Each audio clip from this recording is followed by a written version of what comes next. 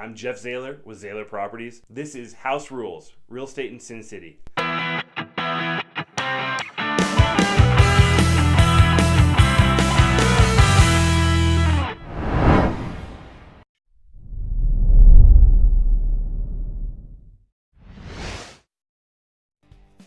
a question for you. Why aren't you buying a house? Like, honestly, why aren't you buying a house? We get this question a lot and we ask this question a lot. And realistically, there are a handful of reasons that you can give us as an excuse.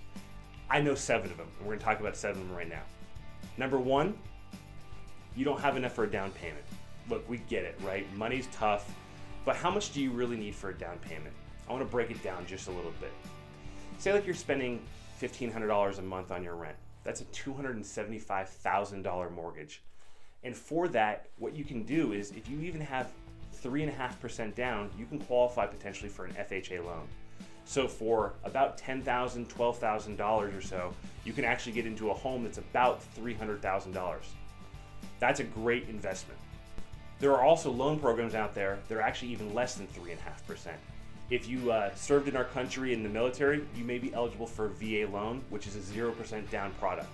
There's also conventional loans that are now 1%, 2%, and even 3% down. The fact is, there's a lot of different products, so if you say that a down payment isn't something that you can afford or something that you've saved up for, there are options that are probably less than you expect. Item number 2 that you probably will tell us every once in a while. Jeff, I'd love to buy a house, but my credit isn't good. So I'm gonna ask you this, what is good? Did you know that in order to qualify for an FHA loan, like I mentioned before, all you need is a 580? 80% of our country has a 580 or higher. And if you're going to do a conventional loan, you need a 620 or higher. 75% of our population has a 625 or higher. So realistically, if you're in the top 75 or 80% as far as credit score, you can qualify for a loan right now. If you're below those thresholds, please don't worry. Credit repairers, credit specialists, credit counselors are there, and we can put you in touch with those types of people to get that credit score up a little bit. The fact is, never feel defeated. If you think you're close enough, we'll help you get there. We'll put you in touch with the right people to get your credit score higher. So again, if your credit score is even a little bit lower, that's not an excuse. We can get you there, and I bet your credit's probably a little bit higher than you even think it is. The third thing that we always talk about is, I don't know how long I'm gonna live in this city, right? It's hot, or I can't deal with it, or I don't like anything about it, right? We get that. The fact of the matter is, how long do you think you're gonna live here? Are you gonna live here for at least a year? Are you gonna live here for 2 years? The reason I ask those questions are there are tax advantages to buying a home. So if you're gonna live in the home for at least 1 year and you sell the property and you actually make money on it, a gain, that property is actually only taxed at the capital gains level, which is less than ordinary income. If you're gonna live in the home for 2 years and you're gonna make it a primary residence, this is one of the best tax situations and tax loopholes that we have in our country. If you live in the home, as I said, for at least 2 years as a primary residence, if you're a single person, the first $250,000 that you make as far as a gain is tax-free. If you're married, you can make up to $500,000 tax-free and not pay the capital gains.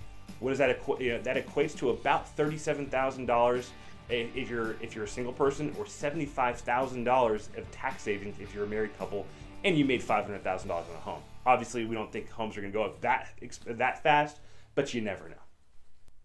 The fourth thing that you're going to always tell us of why you're not buying a home is, I don't want to deal with the maintenance. I don't know how to deal with the home. I'm not very handy, and I get that, right? I wasn't handy 10 years ago. Being a homeowner, I've learned to be more handy. But there are a couple things we want to talk about if you say that's one of the excuses for not buying a property. So let's take the whole maintenance-free kind of thing. Have you thought about buying a townhome or a condo? You can basically have home ownership without having to deal with a yard, a gardener, trimming trees, that kind of stuff, right? There's always that option. And then on the inside of the home, you may be the perfect person and the perfect reason for a home warranty. Dishwasher breaks, heating system goes out, call one number and have somebody come to help you take care of it for a $75, $100 trade call. So again, if you don't feel like you're handy or don't want to deal with the maintenance of a property, a home warranty is a perfect option for you, and yet another reason why buying a home shouldn't be an excuse. The fifth item, Jeff, I've got champagne taste but a beer budget. Man, we've all been there, and I get that. But that's why we created a term called starter home. You gotta start somewhere. If you wanna start building equity in real estate, your first home's not gonna be in a guard-gated Red Rock Country Club, right, with 5,000 square feet and a butler. We get that, right? You gotta start somewhere.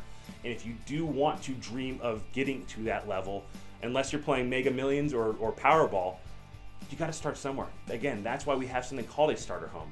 Buy something in an area that you're comfortable with that fits your size and your lifestyle for where you are. You don't need to build into your home. You don't need to grow into your home. The average person actually lives in a home for only 5 years.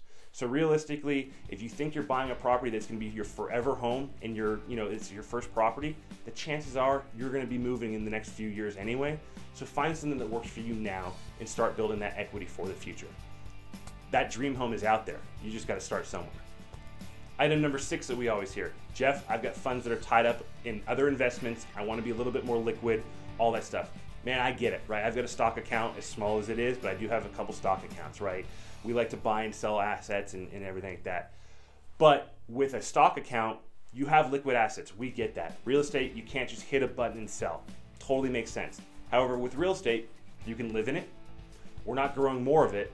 And as I mentioned before, there are plenty of tax advantages, write-offs. You can write your mortgage interest off, all that stuff that, and on top of being an investment tool, it gives you shelter, it gives you advantages to lower your taxes, and it also, as I said, provides you the opportunity to grow into it. You want to paint your home purple inside? Great. If you own your home, you can do it. If you're renting somebody else's property, you're going to ask for permission or you're going to pay a big fee. The other thing is, if you're in a landlord's house, remember, you're paying their mortgage and they can decide when you leave if they decide to sell the property. You want to be on your own terms, you should buy a property. The last item we're hearing, number 7, about why it's not the right time to buy a house is, Jeff, the bubble's going to burst. And to that, I always want to say, where'd you get your crystal ball, right? This is what we do for a living, and I get it, right?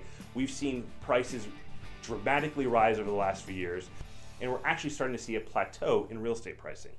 What that means is, as a buyer, this could actually be the ideal time for you to purchase. 6 months ago, you were writing offers above asking price, and you may not have even been getting a counter offer because there was so much demand and so much competition.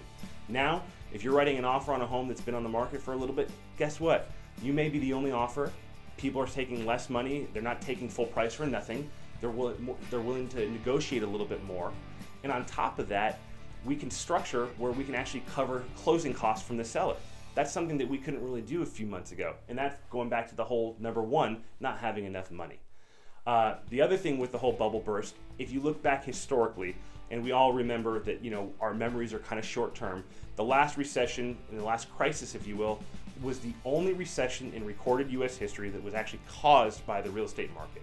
Most of the other recessions have real estate dragged down a little bit, but not catastrophically speaking. So unless we expect that going forward again, and again, I can't, my crystal ball is just as foggy as everybody else's. If you play the norm and over history, most recessions are much smaller and less to do with real estate than they are to deal with Main Street or Wall Street, if you will. So think about that before you decide to keep paying somebody else's mortgage when you're paying your monthly rent. Those are 7 reasons that we know people are giving us excuses of why they're not buying. I kind of put them all to bed for you, right? So here's my question. Why aren't you buying? If you like this video, please make sure to give us a thumbs up and subscribe to our channel for more content just like this.